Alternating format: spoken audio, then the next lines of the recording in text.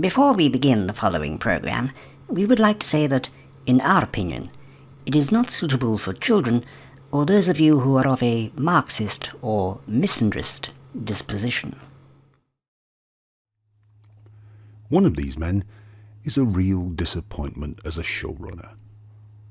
Can you tell which one it is? Actually, it's a trick question. They both are. Oh, no. Oh, for God's sake! I don't like it. I know you don't. No. No. No. But you can't rewrite history. Not one line. People spend all their time making nice things, and other people come along and break them. It's the end. You're the cause of this disaster.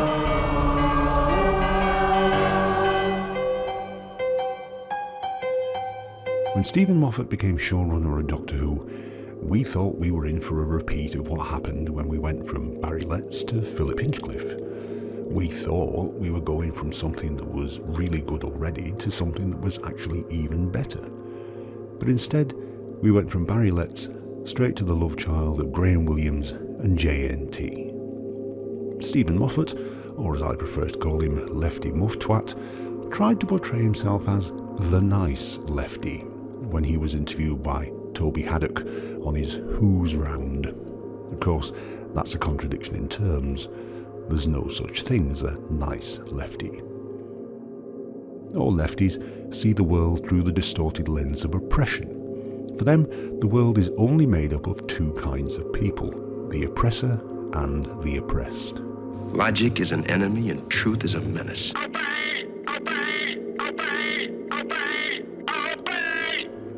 Except the lefties, of course. They're not oppressors of people who disagree with them, no.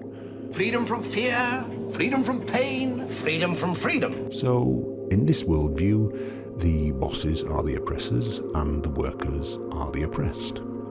White people are the oppressors and black people are the oppressed. Men are the oppressors and women are the oppressed. This belief that men are oppressors and women are oppressed is probably why Lefty Muff Twat wrote misandrist characters like River Sodding Song, Clara Bloody Oswald and Amy Flaming Pond. Apart from all being rampant misandrists, they're all strong women paired with wimpy men. Which makes you wonder why a strong woman like Amy Pond, for instance, would be with a wimp like Rory Williams. Why a strong woman like Clara Oswald would be with a wimp like Danny Pink. And why a strong woman psychopath like River Sodding Song would be with a wimp like, yes, Matt Smith's Doctor. When he's alongside River Song, Matt Smith's Doctor isn't an eccentric Harold Lloyd. He's the equivalent of Rory and Danny. Another thick wimp alongside a smart, strong woman who's always one step ahead of him and who knows stuff he doesn't.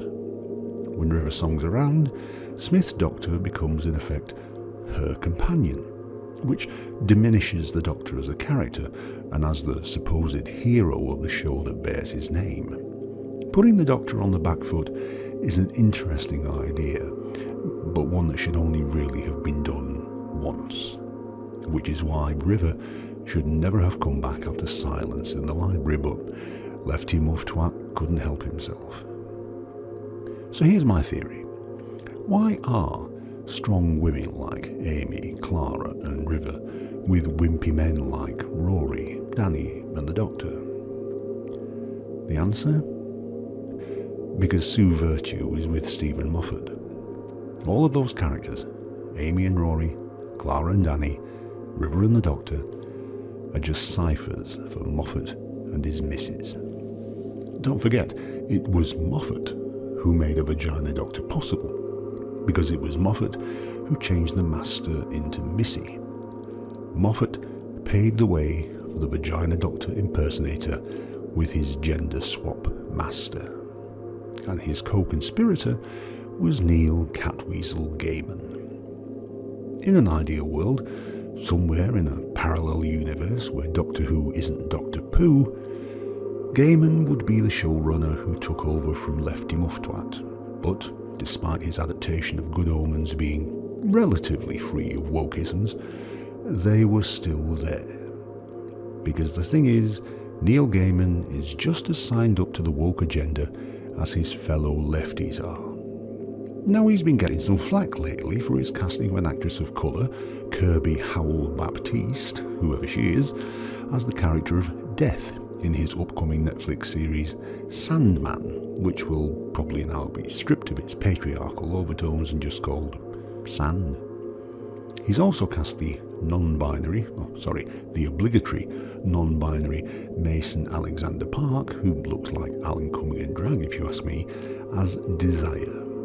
Gaiman, of course, denies that there's an agenda behind the castings and that Howell-Baptiste was cast on her talent alone and it was nothing to do with her skin colour, which convinces absolutely nobody. Which is why Gaiman would be just as bad a showrunner of Doctor Who as either Moffat or Chibnall. It was Gaiman, don't forget, who legitimised gender swapping in the Whoniverse, with the Moffat's approval, in The Doctor's Wife. So, Moffat, Gaiman, Chibnall, they're all the same. They're all lefties, more concerned with promoting their political agenda than entertaining the fans and telling a good story. More concerned with staying on the right side of the Twitter pitchfork mob than entertaining a mass audience. Which is why, if there is a showrunner after Chibnall, which I very much doubt, they'll be just as bad. Probably worse. Whoever takes over from Chibnall, if anyone does, we all know there's no future for Dr. Pooh. When Bill Baggs asked him what he wanted to be remembered for, JNT said this. I'd like to be remembered for keeping it going rather than finishing it off. Now, given what came after the Five Doctors, in hindsight, it would probably have been better to just leave it there rather than keeping it going. And now, history is repeating itself. If Eccles is Pertwee, Tennant is Tom, Smithy is Davison, Capaldi is Colin Baker, and Whittaker is McCoy. We are in the endgame. History is repeating itself all over again. The BBC should really do us all a favour. Don't keep it going. It's not worth it anymore. Just let it die. If you're a lefty and have been affected by any of the issues raised in this programme, Fuck off!